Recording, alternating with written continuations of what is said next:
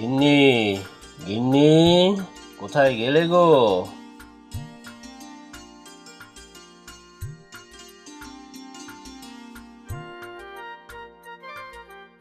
ওই গো গিন্নি, তুমি এখানে? তাই ভাবি, বাজার নিয়ে যখন ফিরি তুমি তো সদর দরজায় দাঁড়িয়ে থাকো, আমাকে যাতে বাজারের ব্যাগ নিয়ে একা না আসতে হয়। কাজ কি হয়েছে? ও গিন্নি, অত মনোযোগ দিয়ে কি দেখছো বলো তো?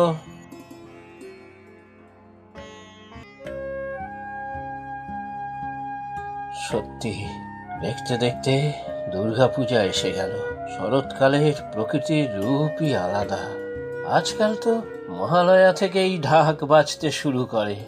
ওই ওই দেখো, উমরপাড়া থেকে আর একটা ঠাকুর মণ্ডপের দিকে যাচ্ছে। পুজোর তো আর বেশি বাকি নেই, আজকে চতুর্থী।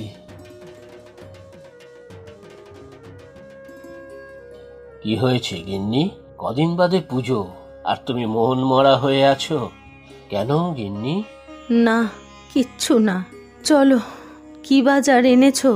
চলো আমি গিয়ে দেখি, সব বাজার গুছিয়ে রাখি।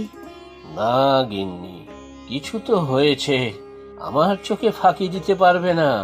টিয়ার কথা মনে পড়ছে তো? পুজোর এই সময় শুধু তো ওর কথাই মনে পড়ে। পুজোর 5টা দিন মানেই টিয়া আনন্দে মেতে থাকে। এই করবে, ওই করবে, কত চিন্তা, কত ভাবনা। সেই তো গিন্নি, টিয়া বরাবরই খুব পুজো পাগল মেয়ে। টিয়া তখন কত ছোট, আগে থেকে ও সব কিছু ঠিক হয়ে যেত। পুজোয় কোথায় কোথায় ঠাকুর দেখতে যাবে, কি খাবে, কি পরবে। আর পুজোর কেনাকাটা নিয়েও তো কম উৎসাহী ছিল না আমাদের মেয়ে। পুজোর দুবেলা 2টো জামা, একটা সকালে তো আরেকটা বিকেলে। ঠিক বলেছ গিন্নি, ষষ্ঠী থেকে দশমী জামা জুতো রেডি। পুজোর সকাল হলেই রোজ বাড়ির পাশের মাঠের পুজোতে যাওয়া চাই। তখন তো ছোট ছিল, তাই আমার হাত ধরে মাঠের পুজোতে